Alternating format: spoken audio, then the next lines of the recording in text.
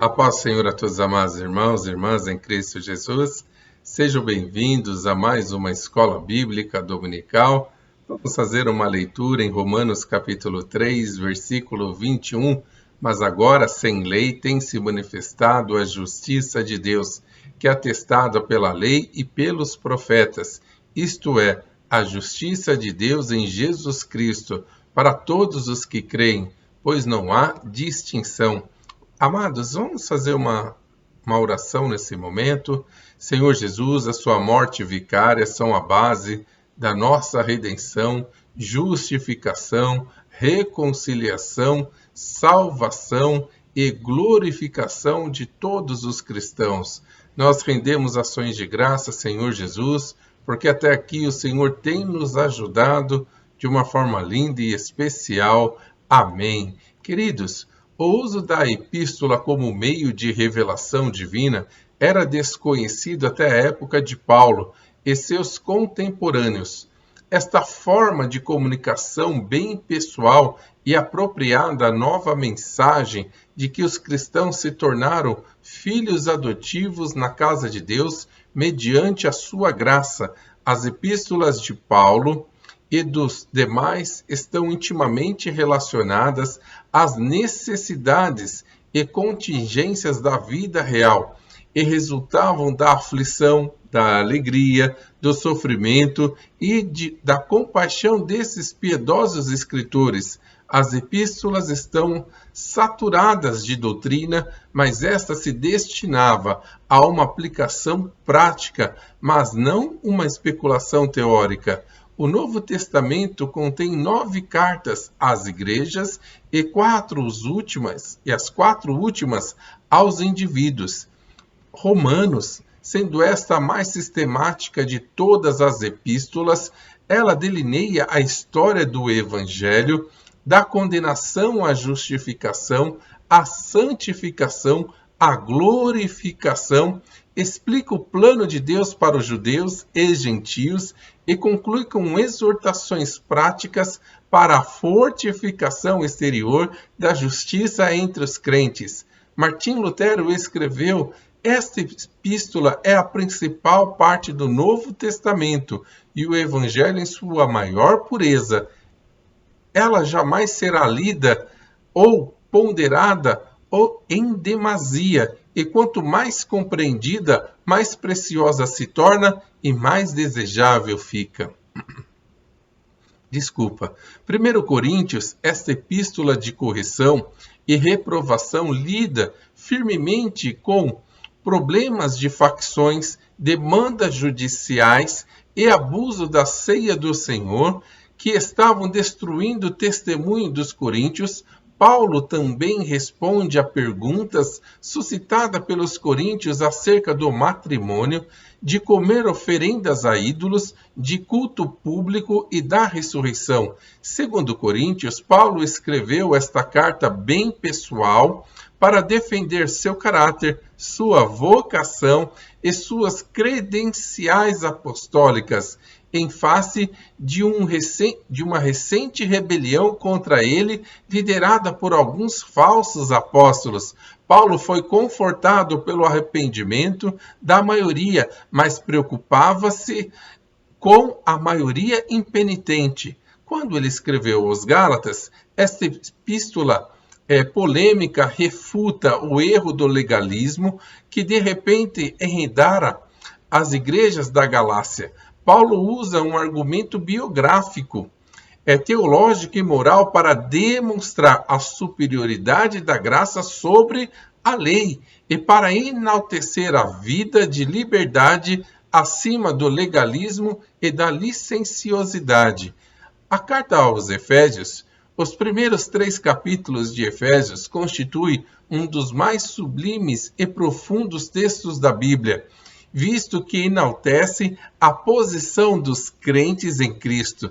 Os 3 capítulos restantes exortam os crentes a manter o andar espiritual no qual se baseia a prosperidade espiritual.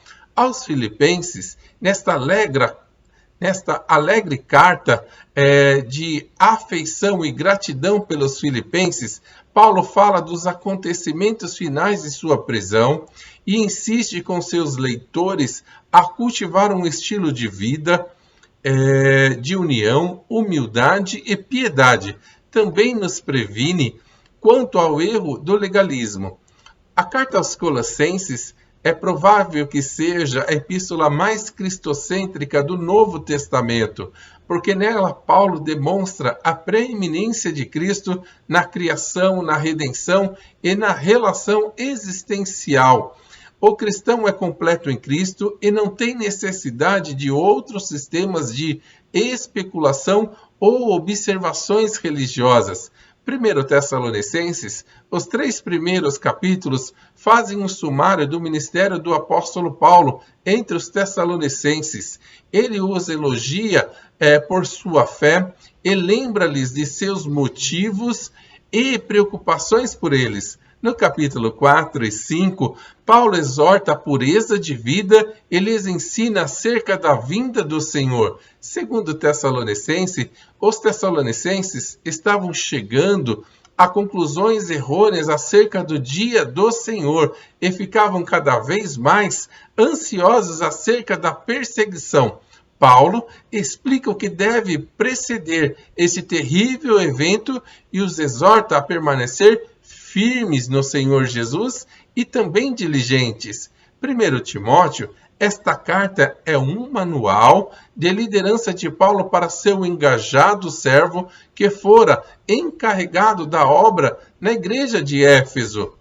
Aqui Paulo aconselha Timóteo sobre os problemas dos falsos mestres, da adoração pública, do papel da mulher, dos requisitos dos presbíteros e diáconos e de vários deveres cristãos. A segunda carta a Timóteo, a última carta de Paulo, é um manual de combate que destinava a edificar e encorajar Timóteo à ousadia e firmeza em face das dificuldades da guerra espiritual. Paulo sabia que sua trajetória terrena estava no fim, e no seu último testemunho registrado, ele insiste em Timóteo para continuar a carreira cristã. Tito foi deixado por Paulo em Creta para supervisionar a obra ali e designar presbíteros. Este manual de conduta cataloga os requisitos para os presbíteros e instrui Tito em seus deveres relativos a vários grupos nas igrejas. Caminhando para a conclusão, Filemão, Onésimo, escravo fugitivo de Filemão, se tornara cristão no ministério de Paulo e agora estava sendo enviado de volta ao seu Senhor, como esta carta. Nela, Paulo apela a Filemão que perdoe Onésimo e considere não mais como escravo, mas um irmão em Cristo. Vamos fazer uma oração? A fé cristã que Paulo tinha se caracterizou por incansável dedicação à causa de Cristo em face do sofrimento. Senhor, nós temos um senso de vocação divina, forte amor para com os conservos, inabalável convicção à autoridade que o Senhor tem nos concedido, bem como constante espírito de dependência no Senhor. E tudo quanto nós fazemos, estamos debaixo da tua direção.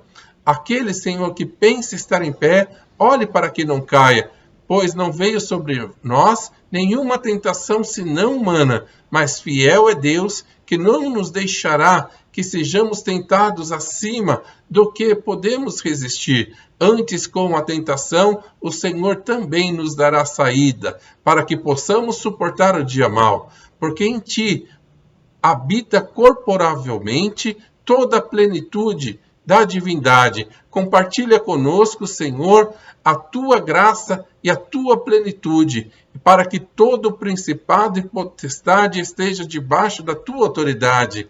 Tudo, Senhor, permanece naquilo que aprendemos. Nós permanecemos naquilo que aprendemos e fomos inteirados, sabendo que temos aprendido desde a infância as sagradas letras das Escrituras, que podem nos fazer sábios para a salvação pela fé que é em Cristo Jesus. Senhor, nós nesse momento agradecemos pela tua obra em nossa vida e sabemos que o Senhor tem uma chave ministerial para cada um dos teus filhos, uma chave de êxito, de um ministério multiplicador, de um ministério duradouro, um ministério de pesquisa e um ministério santo. Senhor, abençoa cada uma das crianças, os adolescentes, os jovens, homens e mulheres, e nos abençoa, Senhor, nas nossas escolhas para prefeito e também para vereadores, em cada uma das cidades em que teus filhos estarão votando. Abençoe e guarde nossa nação.